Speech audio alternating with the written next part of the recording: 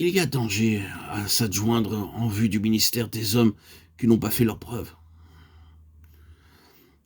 Nous en trouvons l'illustration au chapitre 13 des Actes, au moment où Barnabas et Paul viennent de débarquer à Perge.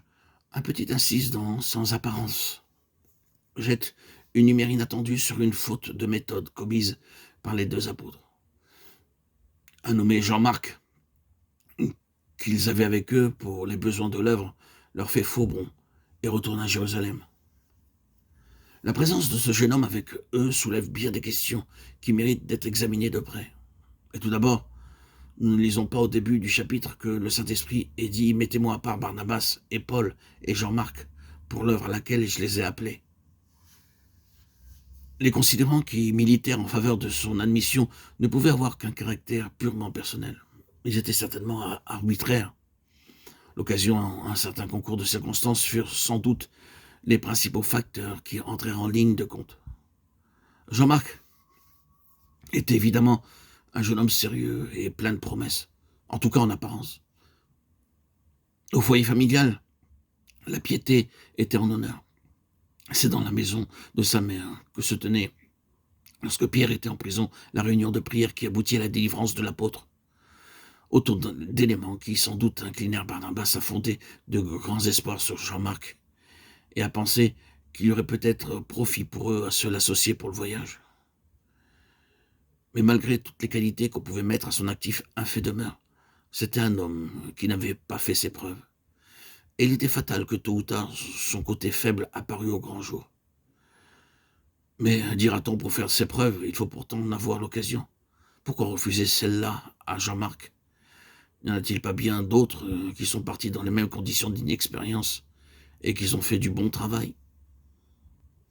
C'est vrai, mais il importait justement beaucoup à cause du caractère spécial de l'œuvre qui les attendait, que les ouvriers fussent des hommes éprouvés et que ce fut le Saint-Esprit qui les choisit. L'avenir montra que la décision prise portait en germe non seulement la défection de Jean-Marc, mais un ferment de confusion et de discorde qui jette une ombre regrettable sur le seuil de cette grande époque. Quand la question de Jean-Marc se posa à l'aube du second voyage missionnaire, l'accord ne put se faire et l'on se sépara. Qui avait raison, Paul ou Barnabas? Il est oiseux de chercher à vouloir trancher ce point. Ils avaient probablement raison tous les deux. Paul avait raison de ne pas exposer leur deuxième entreprise au risque d'une récidive dans l'attitude de Jean-Marc avec tous les ennuis qu'il aurait causé un nouvel abandon. De son côté, Barnabas estimait sans doute que ce n'est pas parce qu'un jeune homme a manqué une fois qu'il faut lui refuser une occasion de faire mieux. En quoi il avait raison? Pourtant, puisque leurs deux manières de voir s'excluaient l'une l'autre, on est bien obligé d'admettre ou bien un fléchissement de conscience chez l'un ou chez l'autre des deux apôtres, ou bien alors la réalité d'une faiblesse et d'une erreur à l'origine de cette collaboration de Jean-Marc. Par la première épître à Timothée, nous apprenons que Paul ne devait pas se départir de l'attitude de principe qu'il fut amené à prendre et qui nous est révélée dans cet épisode. L'idée qu'il se faisait du ministère auquel il avait été appelé était telle qu'il ne voulait s'adjoindre que des hommes connus et éprouvés. Lorsqu'après quelques années, Jean-Marc eut fait ses preuves, Paul n'eut aucune objection à l'avoir comme compagnon de travail. Il donnera même des instructions pour qu'on le lui amène. Quand pour un travail en commun, c'est le Saint-Esprit lui-même qui suscite les hommes dont il a besoin, il est de la plus haute importance que la communion fraternelle ainsi constituée ne soit pas exposée aux aléas d'un recrutement inconsidéré. Un ouvrier sans expérience et mal affermi sera presque fatalement une cause de trouble. Et si l'harmonie est rompue, ce sont les intérêts de Jésus-Christ qui en souffriront. Les candidats à l'œuvre de Dieu devraient trouver au sein de l'assemblée dont ils font partie toutes les occasions qui sont nécessaires à une mise à l'épreuve en règle. Quand une assemblée est constituée par le Saint-Esprit et gouvernée par lui, les faiblesses de ses membres finissent toujours par venir au grand jour. On peut voir ce principe à l'œuvre dans un grand nombre de groupements locaux.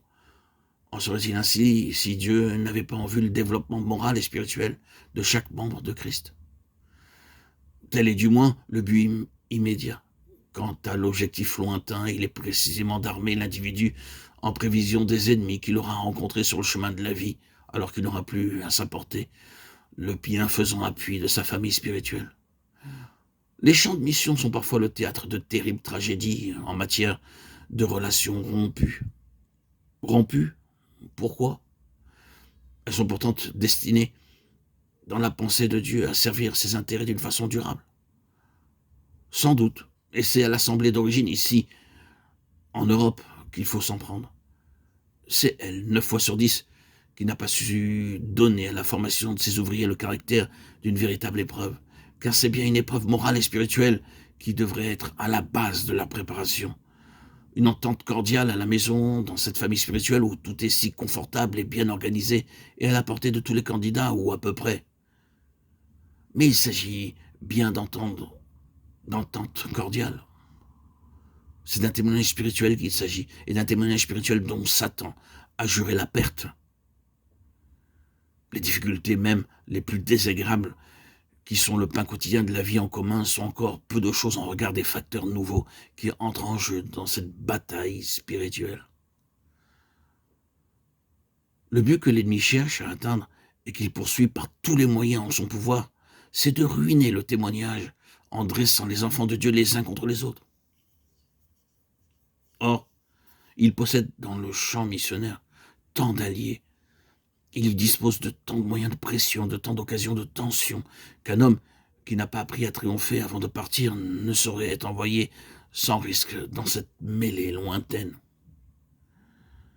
La préparation missionnaire telle qu'elle est généralement comprise dans les établissements d'instruction ne devrait être qu'un utile accessoire en comparaison du véritable équipement dont nous venons de parler. La vraie préparation n'est pas académique, elle est spirituelle. Une assemblée spirituelle, voilà le seul organe qui puisse assurer cette préparation-là. Si quelqu'un n'a pas eu sa part de la discipline spirituelle d'une assemblée digne de ce nom, il lui manquera toute sa vie quelque chose.